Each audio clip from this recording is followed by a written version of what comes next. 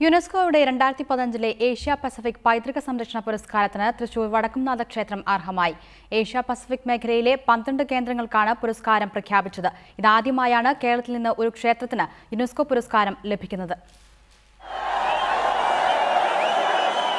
Asia Pacific മേഖലയിലെ പൈതൃക സംരക്ഷണ കേന്ദ്രങ്ങളാണ് യുനെസ്കോയുടെ പുരസ്കാരത്തിനായി പരിഗണിച്ചത്. India, China, Laos, Australia, Thailand തുടങ്ങിയ രാജ്യങ്ങളിൽ നിന്നുള്ള 12 പൈതൃക സംരക്ഷണ കേന്ദ്രങ്ങളാണ് അവസാന പട്ടികയിൽ ഉണ്ടായിരുന്നത്. ഇതിൽ ഇന്ത്യയിൽ നിന്നും പരിഗണിക്കപ്പെട്ട ഏക കേന്ദ്രമാണ് തൃശ്ശൂരിലെ വടക്കുംനാഥ ക്ഷേത്രം. വേൾഡിലെ തന്നെ ഒരു ഏറ്റവും നല്ല പുരസ്കാരമായ അവാർഡ് വടക്കുംനാഥ ക്ഷേത്രത്തിലെ പൈതൃകം അതേപോലെ സംരക്ഷിച്ച് നവീകരണ ആവശ്യം നടത്തിയതിനുള്ള അവാർഡായിട്ടാണ് ഈ അവാർഡ് നൽകിയിട്ടുള്ളത്. ഏഷ്യ പസഫിക് മേഖലയിൽ നിന്നുള്ള 36 കേന്ദ്രങ്ങളിൽ നിന്നുമാണ് പൈതൃക സംരക്ഷണ രംഗത്തെ വിദഗ്ധരടങ്ങിയ പാനൽ പുരസ്കാരത്തിന് അർഹമായ കേന്ദ്രങ്ങൾ തിരഞ്ഞെടുത്തത്.